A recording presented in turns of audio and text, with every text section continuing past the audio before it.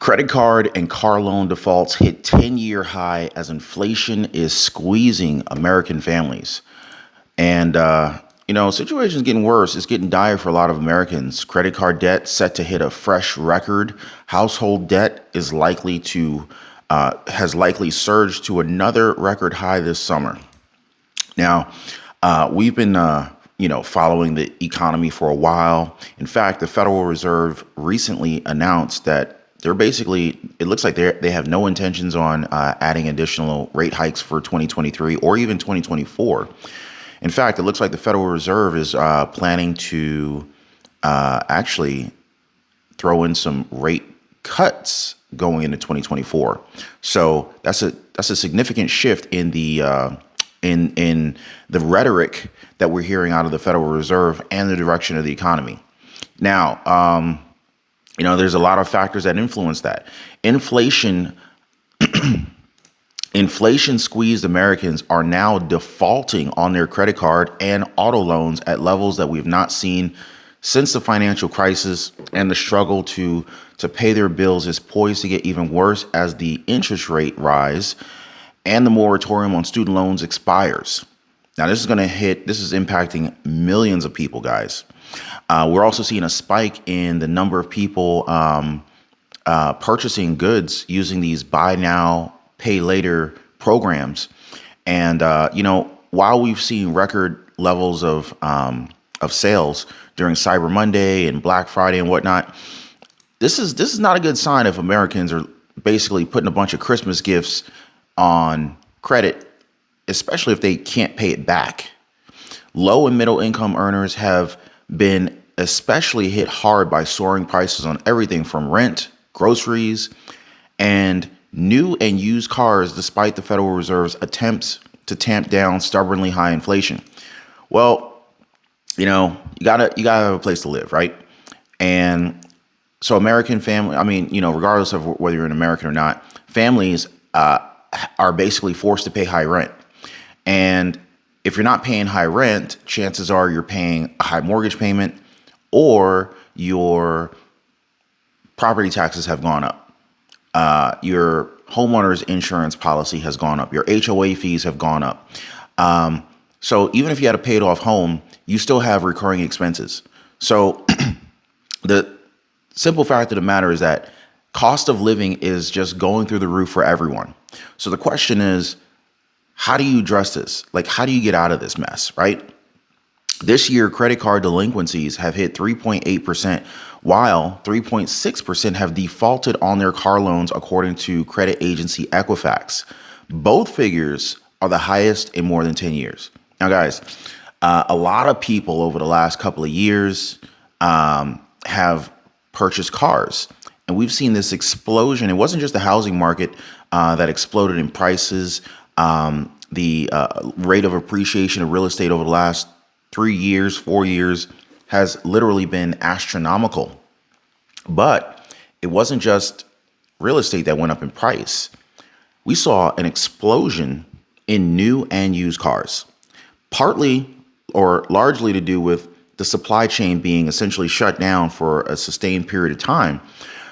Meanwhile, demand either sustained or even somehow increased during this period of time. And so basic supply and demand told you that, prices were going to go up. And that's exactly what they did. In fact, we saw for a good period of time that used cars were actually costing more money than new cars. And now we're in a situation where we're actually seeing an explosion in a number of car repos taking place here. And this is like an early warning sign of what's coming down the pipeline, guys. I actually read an article that was actually saying that we're actually seeing 20,000 car repossessions, 20,000 car repos every single day now here in the United States. That is an alarming rate. That is an alarming figure when you look at how many people's cars are being repossessed. Now, here's another thing. If these people's cars get repossessed, how did they get to work? Does everyone have access to mass transit? Because mass transportation is not available everywhere. If you're in the suburbs, Many suburbs don't offer mass transportation. And if you're in a rural area, good luck. Hope you got a spare horse in your backyard. You can ride that to work because mass transportation ain't going out to rural areas. So this is going to likely impact people's ability to earn. So if they already couldn't afford the car that got repoed, then they for damn sure ain't going to be able to make any more money to cover wherever they're living, to pay for rent. So this could easily end up spilling out into other areas of our economy beyond just all of these cars and trucks and SUVs being repoed. They go on to say here, this is from one of the Moody's Analytics chief economist, Mark Zandi, said that, quote, the increase in delinquencies and defaults is symptomatic of the tough decisions that these households are having to make right now, whether to pay their credit card bills, their rent, or buy groceries. And of course, groceries are getting more expensive, have been getting more expensive. I mean, it's wild. We just came back from New York, and how much food and groceries cost in New York was just ridiculous. I thought it was expensive here in the South, but in New York, man, good luck. And if you want to eat clean and get like nutritious food, it's like nutritious food is like, it's like if you're going to eat nutritious food, you're going to eat very little, or you need to be fairly wealthy or high income. So it's like good food is reserved for the income. Good food is reserved for the wealthy and high income earners, period and point blank. Unless you're going to put your food on credit card. So the real solution here is to increase your income and to build wealth. But how do you do that in this environment? And as we're entering into 2024, a lot of analysts are predicting that a recession will actually take place in 2024. Whether or not that materializes, we have yet to see. You know, we're not in 2024 yet. But I've actually read up on whether or not you should start a business in a recession or not. And most entrepreneurs would say, you know, starting a business in 2024 in a recessionary period is a bad idea. You should save your money. Don't invest money during a recession.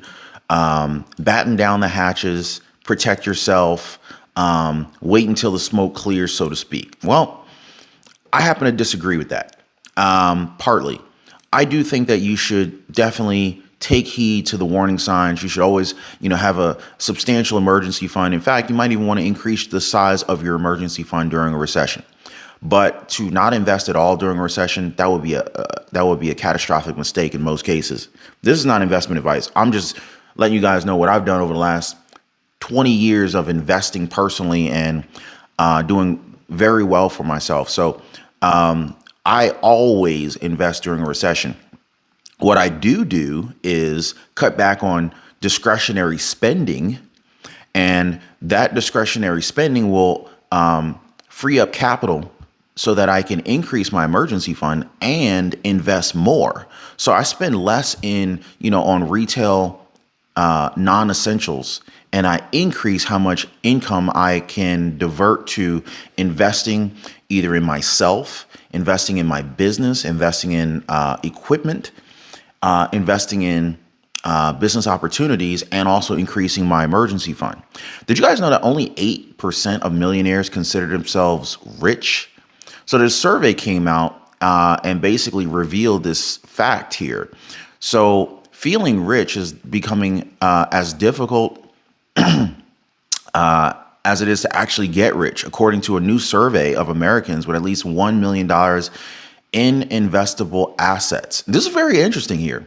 So out of the more than 3,000 millionaires that were surveyed, just 8%, or roughly 240 of them, said that they consider themselves wealthy. And this is according to data released this week by Ameriprise Financial, which noted that many high income earners are focused on protecting accumulated wealth. So a lot of high income earners are basically scared right now, and they're trying to hold on to their money. They may have this money invested in the stock market. Now, if you're a wealthy individual, if you are of these 3,000 millionaires that they surveyed, they're saying just 8%, or 240 actually said they considered themselves wealthy. So that means that out of more than 3,000 millionaires, 92% of millionaires don't feel like they're wealthy. That's a very interesting statistic. I don't know the last time I've heard anything like that where such a significant portion of millionaires don't feel wealthy. Do they feel broke?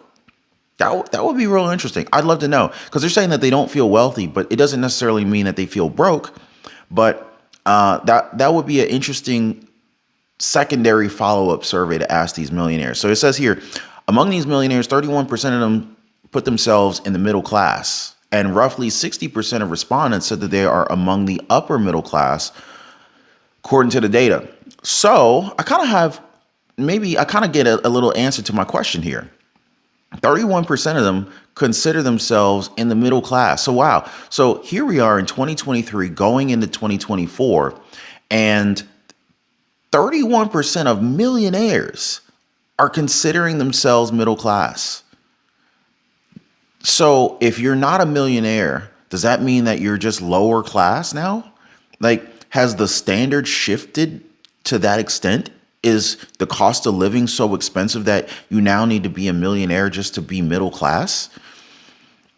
Because that's what it sounds like. The remaining 1% of the remaining 1% of the one percenters actually said that they were poor or very poor. Wow. So 1% of the millionaires surveyed said that they were poor or even very poor. This is a very interesting finding.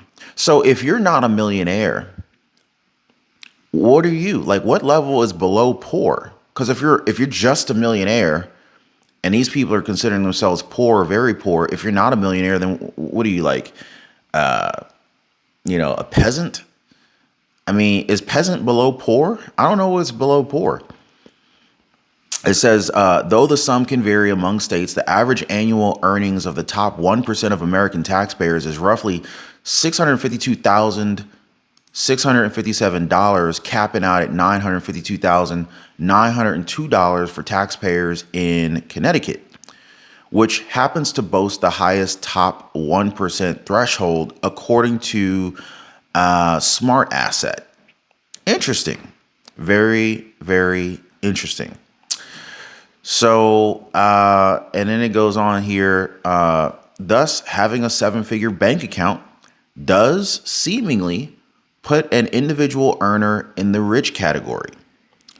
There's a number of economic headwinds that could make even the highest level of earners feel squeezed.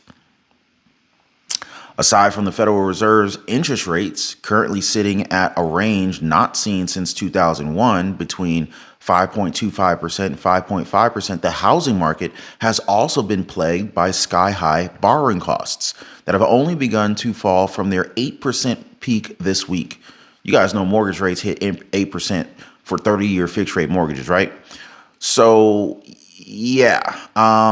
As of Friday, the average rate on the benchmark 30-year home loan fell for the second week in a row. Positive news for prospective home buyers who just last month were getting forced out of the housing market as rates creep up to 8%. The largest decline brought the average rate on a 30-year fixed rate mortgage down to 7.5% from 7.76% last week. But I don't think that dropping mortgage rates from 8% to 7.5% is going to make people just run out there and start buying houses again. So we got some significant headwinds here, but I think it's really interesting to see that this upper echelon millionaire affluent level of people feel either poor, very poor, or middle class. And according to the survey, at best, out of the 3,000 millionaires that were surveyed, 60% felt that they were like upper middle class. So I'd love to hear from you guys. I want y'all to weigh in on that one.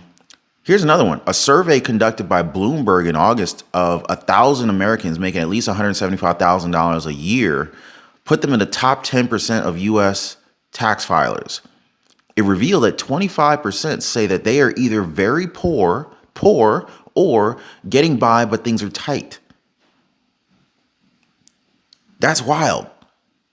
So out of 1,000 people who were interviewed who make at least $175,000 a year. So that means there's people in there making way more than $175,000 a year, because they're saying that they interviewed 1,000 Americans making at least $175,000 a year. That was the base mark. That was the bare minimum to even be considered for the interview.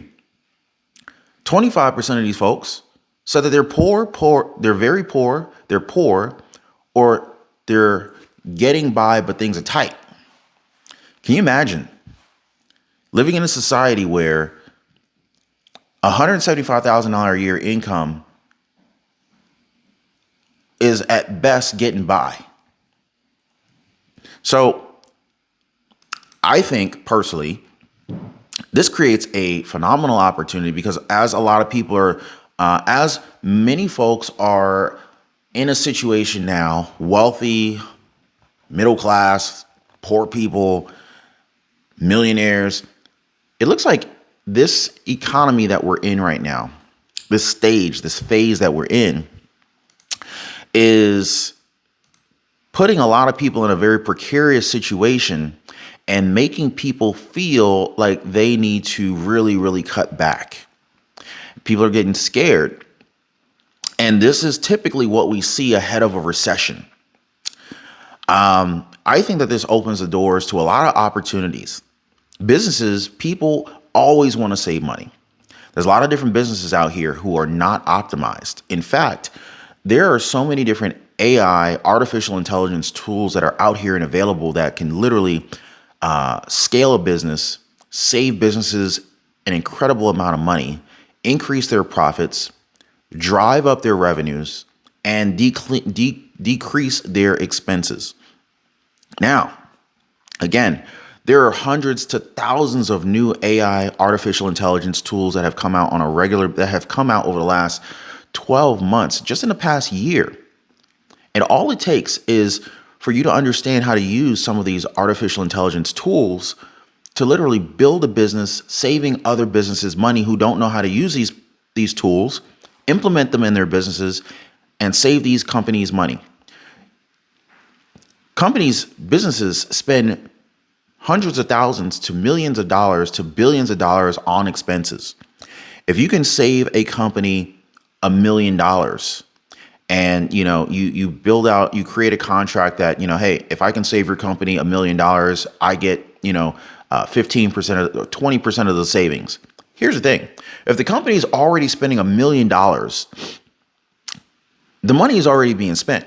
So if you come in and you save them through your implementation of your AI tool that you learned how to use, and you show them how you can actually save them money on their business. If you cut their expenses from $1 million to, say, I don't know, $750,000. So you save them $250,000, but out of that $250,000 in savings, you get 20% of that. That's $50,000 right in your pocket. So you save them $250,000. They pay you $50,000 out of the $250,000 that you saved them. You made $50,000. How many more clients can you pick up just like that one and have and save other companies money and literally create this perpetual ongoing flow of income?